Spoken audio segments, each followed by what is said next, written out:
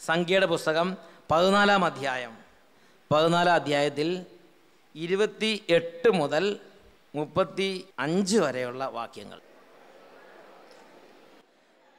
ജീവിക്കുന്നവനായ ഞാൻ ശപഥം ചെയ്യുന്നു, ഞാൻ കേൾക്കെ നിങ്ങൾ പിറുപിറുത്തതുപോലെ ഞാൻ നിങ്ങളോട് ചെയ്യും. നിങ്ങളുടെ ശവങ്ങൾ മരുഭൂമിയിൽ വീഴും. നിങ്ങളിൽ 20 അതിലേറെ വയസ്സുള്ളവരിൽ എനിക്കെതിരായി പിറുപിറുത്ത ഒരാൾ പോലും നിങ്ങളെ പാർപ്പിക്കാമെന്ന് ഞാൻ വാഗ്ദാനം ചെയ്ത ദേശത്ത് പ്രവേശിക്കുകയില്ല. യെഫുന്നയുടെ മകനായ കാലബും നൂനിൻ്റെ മകൻ ജോഷുവായും മാത്രം, അതൊന്ന് പ്രത്യേകം ശ്രദ്ധിക്കണം, കാലബും ജോഷുവായും മാത്രം അവിടെ പ്രവേശിക്കും. എന്നാൽ ശത്രുക്കൾക്ക് ഇരയാകുമെന്ന് നിങ്ങൾ ഭയപ്പെട്ട നിങ്ങളുടെ മക്കളെ ഞാൻ അവിടെ പ്രവേശിപ്പിക്കും. നിങ്ങൾ തിരസ്കരിച്ച ആ ദേശം അവർ അനുഭവിക്കും. നിങ്ങളുടെ ശവങ്ങൾ ഈ മരുഭൂമിയിൽ വീഴും. നിങ്ങളിൽ അവസാനത്തെ ആൾ ഈ മരുഭൂമിയിൽ വീഴുന്നത് വരെ നിങ്ങളുടെ അവിശ്വസ്തതയ്ക്ക് പ്രായശ്ചിത്തം ചെയ്തുകൊണ്ട് നിങ്ങളുടെ മക്കൾ 40 വർഷം ഈ മരുഭൂമിയിൽ നാടോടികളായി അലഞ്ഞു തിരിയും. 40 ദിവസം നിങ്ങൾ ആ ദേശം രഹസ്യ നിരീക്ഷണം നടത്തി. ഒരു ദിവസത്തിന് 1 വർഷം വീതം 40 വർഷത്തേക്ക് നിങ്ങളുടെ അകൃത്യത്തിന് നിങ്ങൾ പ്രായശ്ചിത്തം ചെയ്യണം. എന്നോട് കാട്ടിയ അവിശ്വസ്തതയുടെ രൂക്ഷത, ആ വചനം ഒന്ന് ഉറക്കെ വായിച്ചേ. എന്നോട്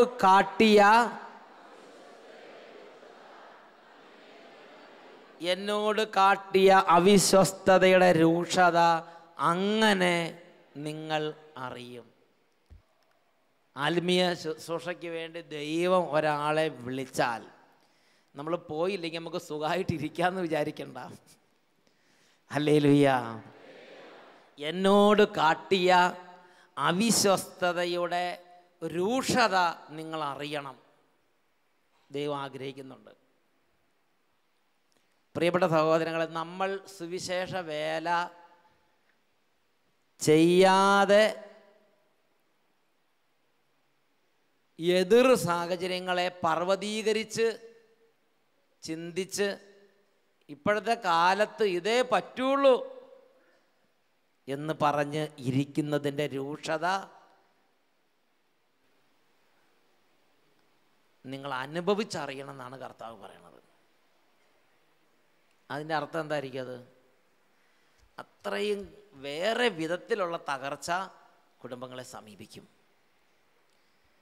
praise the Lord.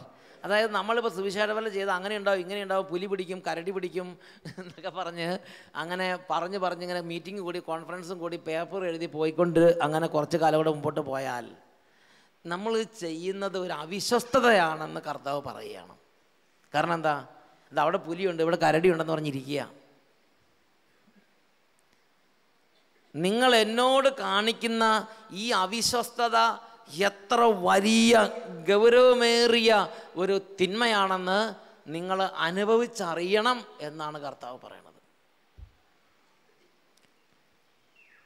Praise the Lord. നമ്മൾ സുവിശേഷ വേല ചെയ്യാതിരിക്കുന്നതിൻ്റെ ഗൗരവം മനസ്സിലാക്കണമെങ്കിൽ നമ്മൾ ജീവിക്കുന്ന ഈ കാലഘട്ടത്തിൻ്റെ പശ്ചാത്തലം ഒന്ന് അറിയണം. ഞാൻ നിങ്ങളോട് ഈ കാലഘട്ടത്തിൻ്റെ പ്രത്യേകത, എന്നേക്കാൾ കൂടുതൽ വിവിധ സ്ഥലങ്ങളിൽ നിന്ന് വന്നിട്ടുള്ളവരും വിവിധ സ്ഥലങ്ങളിൽ പോയി ശുശ്രൂഷ ചെയ്യുന്നവരും വൈദികർക്ക് നന്നായിട്ട് അറിയാം. പിന്നെ പല ആത്മീയ ശുശ്രൂഷകർക്ക് ഇത് കൃത്യമായിട്ട് അറിയാം. സിസ്റ്റേഴ്സിന് കുറേ പേർക്ക് നന്നായിട്ട് അറിയാം. അതായത് അച്ഛൻ കഴിഞ്ഞ വർഷം ഒരു കുടുംബത്തെ കണ്ടു. ആ കുടുംബം പറയുകയാണ്, അവരുടെ ഒരു ആഗ്രഹം സ്വീഡൻ എന്ന സ്ഥലത്തു നിന്നാണ്. അവർ പറയുകയാണ് 5000 പാരിഷ്നേഴ്സ് ഉള്ള ഒരു പാരിഷ്. ഒരാൾക്ക് ഇങ്ങനെ ഉണർവ് കിട്ടി. ആ ഉണർവ് കിട്ടിയ ആൾ അവരെല്ലാവരും കൂടെ കൂടി തീരുമാനം എടുത്ത് അവർ പറഞ്ഞു, നമുക്ക് ഈ ക്രിസ്മസിന് മുമ്പ് നമ്മുടെ ഇടവക്കാരായ എല്ലാവരുടെയും വീടുകളിൽ കയറി ഇറങ്ങി നമുക്ക് സുവിശേഷ വേല ചെയ്യാം. എന്നിട്ട് ക്രിസ്മസ് കുർബാനയ്ക്ക് ക്ഷണിക്കാം. എല്ലാ ഞായറാഴ്ചത്തെയും കുർബാനയ്ക്ക് ചിലപ്പോൾ ക്ഷണിച്ചാൽ വരില്ലായിരിക്കും. ക്രിസ്മസ് ഈവിൽ ഒരു കുർബാനയുണ്ട്, അത് പ്രധാനപ്പെട്ടതാണ്. അതുകൊണ്ട് ക്രിസ്മസ് ഈവിലുള്ള കുർബാനയ്ക്ക് അവരെല്ലാവരെയും ക്ഷണിക്കാമെന്ന് പറഞ്ഞു. അവർ ഈ പാരിഷിൽ കയറി ഇറങ്ങി. അങ്ങനെ ഒരുക്കങ്ങൾ നടത്തി, വികാരിച്ചിന് ഒരുക്കങ്ങളൊക്കെ നടത്തി. ജനങ്ങൾ 2-3 പേര് ഉഷാറുള്ളവരെ കയറി ഇറങ്ങി.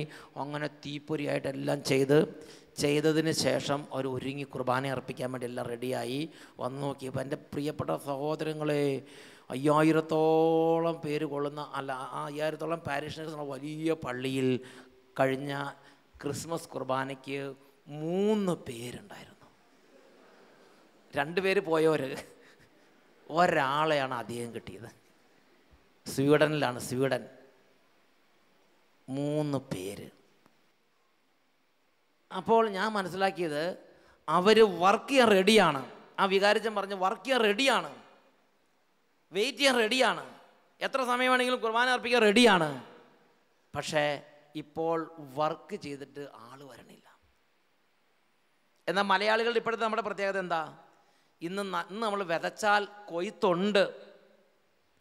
സംശയമുണ്ടോ? വിതച്ചാൽ ഇന്ന് കൊയ്ത്തുണ്ട്. പക്ഷേ പല രാജ്യങ്ങളിലെ ഈ സ്ഥിതി കൊയ്ത്തില്ല. പ്രിയപ്പെട്ട സഹോദരങ്ങളുടെ ഒരു നിസ്സാര കാര്യമാണ് നിങ്ങൾ ചിന്തിക്കരുത്. കുറച്ച് സമയം കഴിയുമ്പോൾ ഈ ഒരു അവസ്ഥ നമ്മുടെ കുടുംബങ്ങളിലേക്കും നമ്മുടെ ഇടവകളിലേക്കും കടന്നു വരില്ല എന്ന് നമുക്ക് പറയാൻ പറ്റുമോ? നമ്മൾ ജീവിച്ചുകൊണ്ടിരിക്കുന്ന ഈ കാലഘട്ടത്തിൻ്റെ പ്രത്യേകതയാണ്, വിശ്വാസമുണ്ട് എന്ന് വിചാരിച്ചിരിക്കുമ്പോൾ തന്നെ ഹൃദയത്തിൻ്റെ ഉള്ളിൽ നിന്ന് വിശ്വാസത്തിൻ്റെ ഉണർവ് മങ്ങിപ്പോകും, നഷ്ടപ്പെട്ടു പോവുക. ശുശ്രൂഷ ചെയ്തുകൊണ്ടിരിക്കുന്നു വിചാരിക്കുമ്പോൾ തന്നെ പിന്നെ ശുശ്രൂഷയ്ക്ക് താല്പര്യമില്ലാതെ ആവും. പ്രാർത്ഥനാ ഗ്രൂപ്പിൽ പോയിക്കൊണ്ടിരിക്കുന്നു വിചാരിക്കും തന്നെ പ്രാർത്ഥനാ ഗ്രൂപ്പിൽ പോകാൻ താല്പര്യമില്ലാതെ ആവും. അങ്ങനെ പുറകോട്ട് പോകുന്ന പിന്മാറ്റത്തിൻ്റെ ഒരു അരൂപി ഇന്ന് നമ്മളെ പീഡിപ്പിക്കുന്നുണ്ട്. ഇത് എക്കാലത്തും ഉണ്ടായിരുന്നു, ഇന്നും അതുണ്ട്. ഏത് സമൂഹം ഉണർന്ന് അതിനോട് യുദ്ധം ചെയ്യുന്നുവോ ആ സമൂഹത്തിൽ അതിൻ്റെ നന്മയുണ്ടാവും.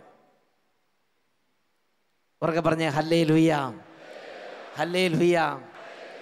പ്രിയപ്പെട്ട സഹോദരങ്ങളെ, ജർമ്മനിയിൽ അവിടെ ഒരു അച്ഛൻ വന്നിട്ടൊരു കാര്യം പറഞ്ഞത് എങ്ങനെയാണ്, അതായത് അവിടെ കാത്തലിക് സ്കൂൾ എന്ന് പറയപ്പെടുന്ന സ്കൂളുകളിൽ പോലും കാറ്റഗിസം ഇല്ലാതെയായി, വേദപാഠം പഠിപ്പിക്കാതെയായി. പ്രിയപ്പെട്ട സഹോദരങ്ങളെ, വേറൊരു വാക്കി പറഞ്ഞാൽ, നമ്മൾ ദൈവരാജ്യത്തിൻ്റെ ശുശ്രൂഷ ചെയ്യാൻ ദൈവം വിളിക്കുന്ന സമയങ്ങളും ദൈവം തന്നെ ഉണർവും ഒരു നിസ്സാര സംഗതിയായിട്ട് കണക്കാക്കരുത്. ഇത് ദൈവം കാലഘട്ടത്തിൻ്റെ പ്രത്യേകത അറിഞ്ഞ് നമ്മുടെ സമൂഹത്തിൽ വർഷിച്ചിരിക്കുന്ന ഒരു വരദാനമാണ്. ഇത് ഉണർത്തി നമ്മൾ നന്നായിട്ട് വേല ചെയ്യണം. ഇത് പരമാവധി ശേഖരിച്ച് നമ്മൾ വർക്ക് ചെയ്യണം. വർക്ക് ചെയ്തില്ലെങ്കിൽ നമ്മൾ ഇനി ഒരു കാലത്ത് വർക്ക് ചെയ്യാമെന്നൊക്കെ വിചാരിച്ച് വരുമ്പം അധികം വർക്ക് ചെയ്യേണ്ടി വരില്ല. കാരണം അവിടെ ഫലം പുറപ്പെടുവിക്കുന്നൊരു അന്തരീക്ഷം അവിടെ നിന്ന് കർത്താവ് എടുത്തും ദൈവരാജ്യം നിങ്ങളിൽ നിന്നും എടുത്ത് ഫലം പുറപ്പെടുവിക്കുന്ന ജനതയ്ക്ക് കൊടുത്തു കഴിഞ്ഞിട്ടുണ്ടാവും. പ്രിയപ്പെട്ട സഹോദരങ്ങളെ, ഈ അടുത്ത കാലത്തായിട്ട് അച്ഛൻ മനസ്സിലാക്കുന്ന അനുസരിച്ച് നമ്മുടെ അനേക സഹോദരന്മാർ വലിയ സങ്കടത്തിലാണ്. ഇപ്പോൾ UK ആണെങ്കിൽ ഓർഫനേജ് പോലും പൂട്ടിക്കൊണ്ടിരിക്കുകയാണ്. ഒരു ഓർഫനേജ് പോലും കാത്തലിക്സിന് നടത്താൻ പറ്റാത്ത സ്ഥിതിയാണ്. എന്താ കാരണം? പുതിയ നിയമങ്ങൾ വന്ന് അവർക്ക് ദൈവരാജ്യത്തിൻ്റെ ദൈവവചനം അനുസരിച്ച് ഓർഫനേജ് നടത്താൻ പറ്റാത്ത സ്ഥിതിയാണ്. ഇപ്പോൾ സ്വർഗ്ഗഭോഗികൾ വന്നിട്ട് പറയുകയാണ്, ഞങ്ങൾക്ക് ഒരാളെ ദത്തെടുക്കണമെന്ന് പറഞ്ഞാൽ അത് നിയമം അനുസരിച്ച് കൊടുത്തേ മതിയാവൂ. അപ്പോൾ നമുക്ക് നമ്മുടെ വചനം അനുസരിച്ച് അത് ചെയ്യാൻ പറ്റാത്തതുകൊണ്ട് നമുക്കത് ഓർഫനേജിൽ നിന്ന് അങ്ങനെ കൊടുക്കാൻ പറ്റില്ല. അപ്പോൾ എന്താവും? ആ ഓർഫനേജ് അടയ്ക്കേണ്ടി വരും. അങ്ങനെ ദൈവരാജ്യത്തിൻ്റെ ആ ഫലം പുറപ്പെടുവിക്കാതെ ദൈവം തന്നിരുന്ന കാലഘട്ടങ്ങളിൽ നമ്മൾ ദൈവരാജ്യത്തിൻ്റെ ഫലങ്ങൾ നന്നായി പുറപ്പെടുവിക്കാത്തത് കൊണ്ട് ദൈവരാജ്യത്തിൻ്റെ ശക്തി പല പ്രദേശങ്ങളിൽ നിന്ന് നിഷ്ക്രമിച്ച് അവിടെ അവർക്കൊന്നും ചെയ്യാൻ പറ്റാത്ത സ്ഥിതിയാണ്. പ്രിയപ്പെട്ട സഹോദരങ്ങളെ, വേറൊരു വാക്കി പറഞ്ഞാൽ, നമ്മുടെ സഹോദരൻ അനേകം സഹോദരന്മാർ അവരുടെ പ്രദേശത്തെ ഇടവക ദേവാലയങ്ങൾ ലേലത്തിന് ഇടുന്നത് കണ്ട് മനസ്സുകൊണ്ട് വേദനിക്കുന്നുണ്ട്. ഒരു കാലത്ത് കുർബാന അർപ്പിക്കാൻ പോയിരുന്ന പള്ളികളിൽ ഇപ്പോൾ കുർബാന അർപ്പിക്കാൻ പോകാൻ പറ്റുന്നില്ല. കാരണം എന്താ? അത് ലേലത്തിന് വിറ്റ് അത് ബാറുകളും അത് പിന്നെ ഷോപ്പിംഗ് കോംപ്ലക്സുകളും മാളുകളും ഒക്കെ ആയി മാറി ഇന്ന് അവിടെ അവർക്ക് ആത്മീയ കാര്യം അത് കണ്ട് വേദനിച്ച് നിൽക്കുക. ഒരുപാട് ഞാൻ UK ചെന്നപ്പോൾ അന്ന് നരിക്കാട്ടച്ചനൊക്കെ അന്ന് പറഞ്ഞ അപ്പോൾ അവിടുത്തെ ആളുകൾ പറഞ്ഞിങ്ങനെയാണ് 2008 ചെന്നപ്പോൾ പറഞ്ഞാണ് അന്ന് ഞാൻ ചെല്ലുന്ന സീസണിൽ തന്നെ 200 പള്ളികൾ ലേലത്തിനിട്ടിരിക്കുകയാണ്.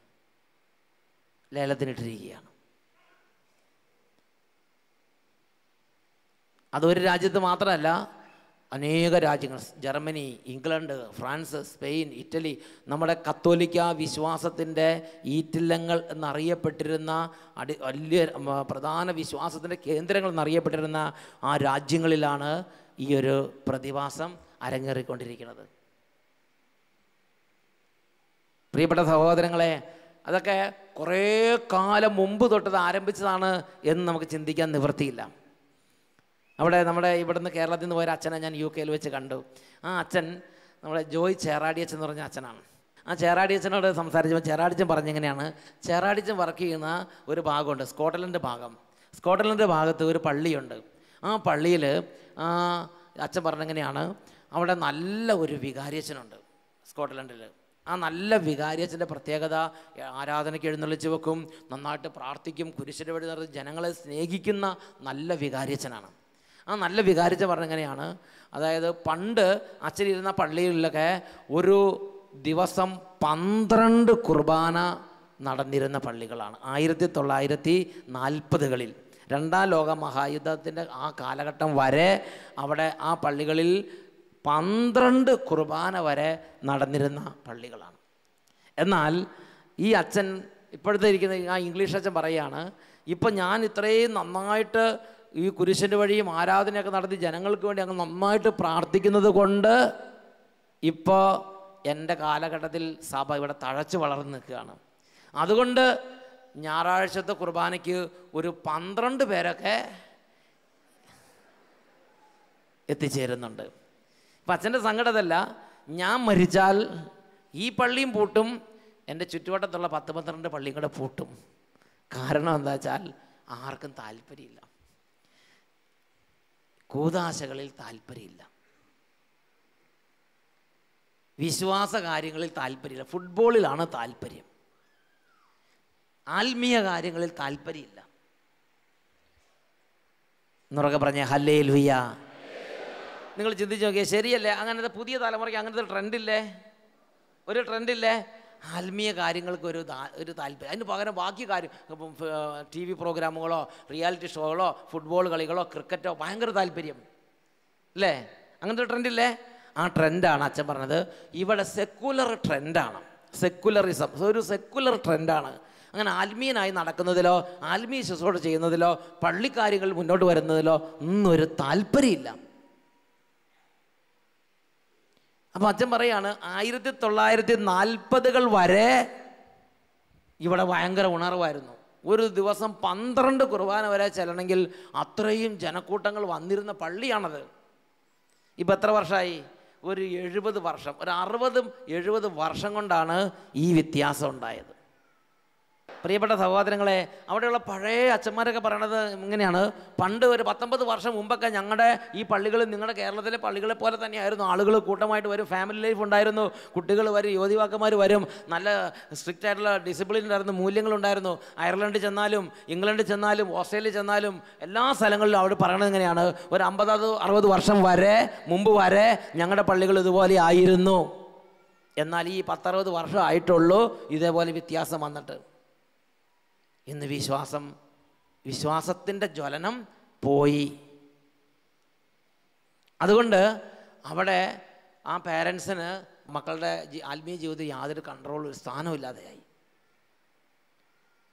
പ്രിയപ്പെട്ട സഹോദരങ്ങളെ, നമ്മൾ വിചാരിക്കുന്നത് പോലെ ഇത് സെക്കുലർ ട്രെൻഡ് കൊണ്ട് ഉണ്ടായതാണ് എന്ന് വിചാരിക്കരുത്. ലോകത്തിൻ്റെ ആകർഷണം പണ്ട് നോഹയുടെ കാലത്തും ഇപ്പോഴൊക്കെ ഒരുപോലെ തന്നെ, വലിയ വ്യത്യാസമൊന്നുമില്ല. അപ്പം TV ഉണ്ടായി, മറ്റേ മൊബൈൽ ഉണ്ടായി എന്ന് പറഞ്ഞിട്ടൊന്നും കാര്യമൊന്നുമില്ല. ഇതിനേക്കാൾ മോശമായിരുന്നു നോഹയുടെ കാലം. എന്താ വ്യത്യാസം ഉണ്ടായെന്നറിയോ? സമയത്ത് വിതയ്ക്കേണ്ടവർ വിതച്ചില്ല, ആ ഉത്തരിപ്പ് കടം ചുമക്കുക. ഏത് ട്രെൻഡ് ഉണ്ടായാലും, ഏത് TV ഉണ്ടായാലും, ഏത് ചാനലുണ്ടായാലും ശരി, അതിനേക്കാൾ ശക്തമാണ് ദൈവരാജ്യത്തിൻ്റെ ആത്മാവിൻ്റെ പ്രവർത്തികൾ. ഞാനൊരു ഉദാഹരണം നിങ്ങളോട് പറയാം. അച്ഛൻ അവിടെ ചെന്നപ്പോൾ അവിടെ കണ്ട ഒരു രാജ്യത്ത് ചെന്നപ്പോൾ കണ്ടൊരു അവിടെ ഒരു വലിയ പള്ളി പുതുക്കി പണിയാൻ വേണ്ടി ശ്രമിച്ചുകൊണ്ടിരിക്കുകയാണ്. അപ്പോൾ ആ അച്ഛനോട് ഞാൻ ചോദിച്ചു, അച്ഛാ ഇവിടെ പള്ളികളെല്ലാം ലേലത്തിനിടുമ്പം ഇനി വീണ്ടും പൈസ കൊടുത്ത് ഈ പള്ളി വലുതാക്കി പണിതാൽ ഇത് അതിന് ആളുണ്ടാവുമോ എന്നൊക്കെ ചോദിച്ചു. അപ്പോഴാണ് അച്ഛൻ പറയണത്, ഈ പള്ളിയുടെ ചരിത്രം അച്ഛൻ അറിയാത്തതുകൊണ്ടാണ്. ആ പള്ളിയുടെ ചരിത്രം അച്ഛൻ പറഞ്ഞെങ്ങനെയാണ്, ആദ്യം ആ പള്ളി ഒരുപാട് വിശ്വാസികൾ തിങ്ങി നിറഞ്ഞിരുന്നൊരു ദേവാലയമായിരുന്നു അത്. അപ്പോൾ അവിടെ ഒരച്ഛൻ അവിടെ ഉണ്ടായിരുന്നു. ആ അച്ഛൻ അവിടെ ഇരുന്ന് ശുശ്രൂഷ ചെയ്ത് ആളുകളുടെ എണ്ണം കുറഞ്ഞു. 1000 ആയി, 500 ആയി, 200 ആയി, 100 ആയി, 50 ആയി, 75 ആയി, 50 ആയി, അങ്ങനെ കുറഞ്ഞ് 50 ആയി കഴിഞ്ഞപ്പോൾ അച്ഛൻ മെയിൻ പള്ളിയിലെ കുർബാന നിർത്തി. അതിനുശേഷം സൈഡ് ഓൾട്ടറിൽ കുർബാന മാറ്റി മെയിൻ പള്ളി പൂട്ടി. സൈഡ് ഓൾട്ടറിൽ അങ്ങനെ 25 ആയി, 15 ആയി, 20 ആയി. അപ്പോഴേക്കും അച്ഛന് വികാരി ജനറൽ അച്ഛനായി പ്രൊമോഷൻ കിട്ടി. Praise the Lord. അച്ഛന് വികാരി ജനറൽ അച്ഛനായി പ്രൊമോഷൻ കിട്ടിയപ്പോൾ ഈ പള്ളി ഇനി പുതിയൊരു അച്ഛനെ ഏൽപ്പിക്കണം. ആ അച്ഛനെ ഏൽപ്പിക്കാൻ നോക്കിയിട്ട് ഒരച്ഛനെയും കിട്ടണില്ല. ഇത് ഏറ്റെടുക്കേണ്ട ഒരു പള്ളി. അങ്ങനെ ഇരുന്ന സമയത്ത് ഒരു കൊച്ചച്ഛനെ കിട്ടി. ആ കൊച്ചച്ഛൻ പഠിച്ചങ്ങ് ഇറങ്ങിയാണല്ലോ തീഷ്ണോതയെ നിൽക്കുന്ന സമയത്താണ് ആ അച്ഛനെ വിളിച്ച്, അച്ഛൻ ഈ പള്ളി ഒന്ന് എടുക്കാവോ? അച്ഛൻ ഉത്തരവാദിത്വം ഒന്നും എടുക്കണ്ട, അവിടെ പോയി ഇരുന്നിട്ട് അച്ഛൻ നോക്കുക. ഞാൻ നോക്കി 20 വരെ എത്തിച്ചിട്ടുണ്ട്. ഇനി അത് വീണ്ടും കുറഞ്ഞെന്ന് വിചാരിക്കുക. 10, 15, 10 ആയിക്കഴിഞ്ഞാൽ അച്ഛൻ അത് പൂട്ടിയിട്ട് അടുത്തുള്ള 3-4 പള്ളികൾ കൂടെ പൂട്ടിയിട്ട് എല്ലാവരും കൂടെ ഒരു പള്ളിയിലാക്കിയിട്ട് ബാക്കിയുള്ള 2-3 പള്ളി ലേലത്തിനിടാന്ന് പറഞ്ഞു. അങ്ങനെ ഈ കൊച്ചച്ഛൻ വന്നു. ഈ കൊച്ചച്ഛൻ്റെ പ്രത്യേകത നല്ല വചനം മാത്രം കീപ്പ് ചെയ്യുന്ന കൊച്ചച്ഛനാണ്. കൊച്ചച്ഛൻ പള്ളിയിലേക്ക് ഇങ്ങോട്ട് വന്നു. കൊച്ചച്ഛൻ പള്ളിയിൽ വന്നിട്ട് ആദ്യ ദിവസം തന്നെ അവിടെ 5 മിനിറ്റ് പ്രസംഗിക്കാൻ പാടില്ല, അധികം പ്രസംഗിക്കാൻ പാടില്ല. അപ്പോൾ അപ്പോൾ അങ്ങനെ ആ അച്ഛൻ അവരുടെ നേരെ നോക്കിയിട്ട് ആ ഉള്ള വചനം ഉള്ളതുപോലെ അങ്ങോട്ട് പറഞ്ഞു. ഈ ഇതിനകത്ത് എഴുതിയുള്ള എന്താണോ അതുപോലെ അങ്ങോട്ട് പറയും. വ്യഭിചാരം ഉണ്ടെങ്കിൽ, വ്യഭിചാരികളെ നിങ്ങൾ നരകത്തിന് വേണ്ടി റെഡി ആയിക്കൊള്ളുക, ആ ചെരുപ്പും പൊട്ടിസൊക്കെ റെഡി ആയിക്കോ, നരകം നിങ്ങളെ കാത്ത് വാ പിളർന്നിരിക്കേണ്ട റെഡി ആയിക്കോളാൻ പറയും. ഇങ്ങനെ മഴയില്ലാത്ത വിധത്തിൽ മദ്യപാനികളെക്കുറിച്ച്, വ്യഭിചാരികളെക്കുറിച്ച്, സ്വർഗ്ഗഭോഗികളെക്കുറിച്ചും, തോന്നിയാസികളെക്കുറിച്ചും, അനുസരണം ഘട്ടങ്ങളെക്കുറിച്ചും, ധിക്കാരികളെക്കുറിച്ചും എല്ലാം അങ്ങോട്ട് പ്രസംഗിച്ച്. അവിടെ നിന്ന് ശരിക്കും യുവക്കുകളൊന്നും അങ്ങനെ ചെയ്യാൻ പാടില്ല. അവിടെ ഇപ്പോൾ ബസ്സിലിരിക്കുന്ന ആളോട് അങ്ങനെ നീങ്ങിയിരിക്കണമെങ്കിൽ കുഡ് യു പ്ലീസ് എന്നൊക്കെ പറഞ്ഞ് ഒരുപാട് പ്രോസസ്സുണ്ട്, സ്റ്റെപ്പുകൾ ചെയ്തിട്ട് അങ്ങോട്ട് നീങ്ങിയിരിക്കുമെന്ന് പറഞ്ഞാൽ ഒരു ക്രിമിനൽ കുറ്റമാണ്. വളരെ പൊളൈറ്റായിട്ട് വേണം നമ്മൾ സംസാരിക്കാൻ. അങ്ങനെയുള്ള സ്ഥലത്ത് ഈ കൊച്ചു നല്ല കറുമുറ ഉള്ള വചനം. അവിടെ പിന്നെ പ്രത്യേകതയുണ്ട്, എപ്പോഴും ആളുകൾക്ക് ബുദ്ധിമുട്ടുണ്ടാക്കുന്ന വചനം പറയാൻ പാടില്ല. സ്വർഗ്ഗഭോഗം ചെയ്ത് നരകത്തിൽ പോകുമെന്ന് പറഞ്ഞാൽ വലിയ പ്രശ്നമാവും. അതുകൊണ്ട് മയത്തിലൊക്കെ പറയാൻ പാടുള്ളൂ. ദൈവം സ്നേഹമാകുന്നു, ദൈവം കരുണയാകുന്നു, ദൈവം സ്നേഹവും കരുണയുമാകുന്നു. ഇങ്ങനെയൊക്കെയുള്ള ഒരു ആശ്വാസ വചനമൊക്കെ പറയാനാണ് കൂടുതൽ നല്ലത്. ഫ്രൈസൽ. പക്ഷെ അങ്ങനെയുള്ള സമയത്ത് ഈ അച്ഛൻ കറുമുറാന്ന് വചനം സ്വർഗ്ഗഭോഗികളെ നടുങ്ങി പറക്കും, നിങ്ങൾ നരകത്തിൽ കിടന്ന് വെന്ത് പൊള്ളൂ എന്നൊക്കെ അങ്ങോട്ട് പറഞ്ഞു കഴിഞ്ഞാൽ ജനങ്ങളറിയാതെ കിട്ടില്ല കൊണ്ട് അവർ വീട്ടിൽ ചെന്നിട്ട് പറഞ്ഞു, ഇപ്പോൾ ഒരു അച്ഛൻ വന്നിട്ടുണ്ട്, ഭയങ്കര ശക്തി എന്ന് പറഞ്ഞു. ഉടനെ അടുത്തുള്ളവർ എന്നാൽ ഞങ്ങൾ നോക്കട്ടെ എന്ന് പറഞ്ഞ് പിറ്റേ ആഴ്ച 15 പേരുള്ള 30 പേരായി. അവിടെ വീണ്ടും അച്ഛൻ ശക്തിയോടെ വചനം പറഞ്ഞ് അവർ വീട്ടിൽ ചെന്ന് പറഞ്ഞു ഭയങ്കര ശക്തി. എന്താ ശക്തി എന്ന് പറയണല്ലോ, ഭയങ്കര ശക്തി എന്ന് പറയണല്ലോ. എന്തായി? അപ്പോൾ 30 പേർ 60 പേരായി. സൈഡ് ഓൾട്ടർ നിറഞ്ഞിട്ട് അവിടെ ആളുകൾക്ക് നിൽക്കാൻ നിവൃത്തിയില്ലാതെ കുർബാന മെയിൻ ഓൾട്ടറിലേക്ക് മാറ്റി. പള്ളി കുറേ കാലം അടച്ചു കിടക്കുകയായിരുന്നു. ആ മെയിൻ ഓൾട്ടറിൽ നിന്ന് അച്ഛൻ വീണ്ടും ശക്തിയോടെ പറഞ്ഞ് 60, 120 ആയി, 120, 240 അങ്ങനെ കൂടി ഇപ്പോൾ ആളുകൾക്ക് നിൽക്കാൻ പറ്റാത്ത പരിസരങ്ങളിൽ നിന്നൊക്കെ ആളുകൾ ആ പള്ളിയിലേക്ക് വരാൻ തുടങ്ങി. അപ്പോൾ അതുകൊണ്ട് ആ പള്ളിയിൽ കൂടുതൽ അക്കമഡേഷൻ, കൂടുതൽ പാർക്കിംഗ്, കൂടുതൽ സീറ്റിംഗ് കപ്പാസിറ്റി, അതൊക്കെ എങ്ങനെ വർദ്ധിപ്പിക്കാമെന്ന് കൂടി ആലോചിക്കുന്ന സമയത്താണ് ഞാനും അരിക്കാട്ടച്ചനും കൂടി അവിടെ എത്തിയത്. എന്നൊക്കെ പറഞ്ഞ് ഹല്ലേലൂയ, ഹല്ലേലൂയ. അപ്പോൾ ഞാൻ ചോദിക്കട്ടെ, ഇതും യൂറോപ്പിൽ തന്നെയല്ല സംഭവിച്ചിരിക്കുന്നത്. അപ്പോൾ ഈ സിനിമയുണ്ട്, TV ഉണ്ടെന്ന് പറഞ്ഞിട്ട് അതാണോ അതിൻ്റെ ശരിക്കുള്ള കാരണം? എന്താ അതിൻ്റെ ശരിക്കും ഈ മന്ദതയുടെ കാരണം എന്താ? വിതയ്ക്കേണ്ടവർ വിതയ്ക്കേണ്ട പോലെ വിതയ്ക്കണില്ല. പ്രിയപ്പെട്ട സഹോദരങ്ങളെ, ഓരോ വിശ്വാസിയും അവരുടെ റോളെടുത്ത് വിതയ്ക്കണം, ഏറ്റെടുക്കണം. ഓരോ വിശ്വാസിയും കുടുംബത്തിൽ വിതയ്ക്കണം, സമൂഹത്തിൽ വിതയ്ക്കണം, സംഘടനകളിൽ എല്ലാ സ്ഥലത്തും വിശ്വാസം വിതയ്ക്കണം, വിശ്വാസത്തിൻ്റെ വിത്ത് വിതയ്ക്കണം. വേൾഡ് ഇവാഞ്ചലൈസ് നമ്മൾ പറഞ്ഞ നമ്മൾ നമ്മുടെ ഇതായിട്ട് നിൽക്കരുത്. നമുക്ക് ദൈവം ഏൽപ്പിച്ച് തരുന്ന ചക്രവാള ആ ഏരിയകൾ കണ്ട് നമ്മൾ ആ അച്ഛനെ സംബന്ധിച്ച് അച്ഛനെ ഇടവക ഏൽപ്പിച്ചു കൊടുത്തുള്ള അച്ഛനെ ഇടവക വിതച്ച്, നമുക്ക് ദൈവം ഏൽപ്പിച്ചു തരുന്ന സ്ഥലങ്ങൾ കണ്ടും ക്ലെയിം ചെയ്തും അവിടെ നമ്മൾ വിതയ്ക്കണം. വിതച്ചാൽ കൊയ്ത്തുണ്ട്. ഇത് സത്യമാണ്.